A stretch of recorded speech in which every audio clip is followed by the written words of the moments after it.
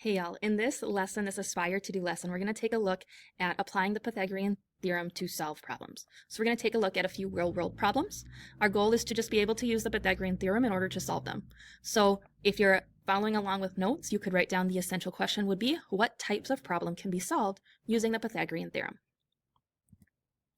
A reminder that the Pythagorean theorem states that if a triangle is a right triangle, then I can use this formula where A and B are the legs and C is the hypotenuse. The converse of the Pythagorean theorem basically says the opposite. If I can use this formula, then the triangle is a right triangle. In our first example, we're going to look at, I believe this one we are going to look at solving for a missing length. Kiana is using a kit to build a kite. So you see this rectangular kite here. The kite includes 3 different lengths of wood and dowels. How can Kiana decide which pieces of wood to use as a diagonal brace for the top or bottom of the kite? So the kite here has this rectangular base, and we want to use a diagonal from one corner to the other brace. So across the corners. And we want to know, is it 28, 35, or 49 inches when our rectangle is 28 inches by 21 inches. We can take and draw a diagram of our base. It's going to look like this, a rectangle with a side length of 21 inches and 28 inches. Our diagonal is from corner to corner, and you can see how this makes a right triangle where we're trying to find the hypotenuse. So we'll use the Pythagorean theorem. We'll plug in our A and our B. 21 squared is 441, 28 squared is 784. We add those together to get 1225, and then use a calculator to help us find the square root. The square root of 1225 is 35. So that tells us that this length is 35. That means the length of the diagonal is 35, so she would need to use the middle size 35-inch dowel as a brace for the top or bottom of the kite. So now she can finish her kite. You try. What's the length of the diagonal of a rectangle with a length of 19 feet and a width of 17 feet? Fill in your blanks to solve this problem. Try this on your own, then press play to continue on.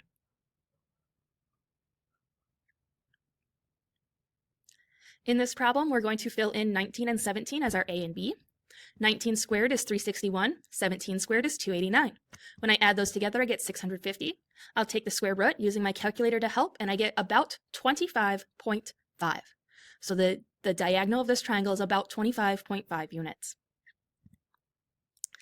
Now we're going to take a look at 3 dimensions. Alex has a column aquarium with a rectangular base and a height of 66 inches. So here's our rectangular prism, height of 66 inches, and it has a rectangle for a base. The rectangle is 10 inches by 14.5 inches. What is the longest piece of cholla wood that Alex can buy to fit in his tank? So the wood is going to go in this 3D diagonal from corner to corner, but we can't tell what that is quite yet. We can see that the wood, along with the height of the triangle and this diagonal base, is going to make a right triangle. But we need to figure out what the diagonal base is, which makes a right triangle with the 10 and 14.5 inch side lengths that are there. So we will first find out what is D, this diagonal, then use that to find out what is C, the length of the cholla wood. So 14.5 and 10 are going to be our A and our B. D is our C because our right angle is in this corner, so that's across from our right angle right there. And when we square those, we get 100 and 210.25. When we add them, we get 310.25. We take the square root of those to get about 17.6. So now we have that this length is 17.6, and now we have a and a B to figure out the C of our cholla wood. So again, that D is about 17.6. So we will use 66 for A and 17.6 for B. We square those two things, we get 4,356 and 310.25. Add them together, we get 4,666.25. We now need to take the square root of that, and we would get 68.3. Remember that we are all in inches, so the piece of wood that he could buy would be 68.3 inches long. Anything longer and it won't fit in the tank. So there was 2 parts to this problem because it was in 3D. Here's one more example.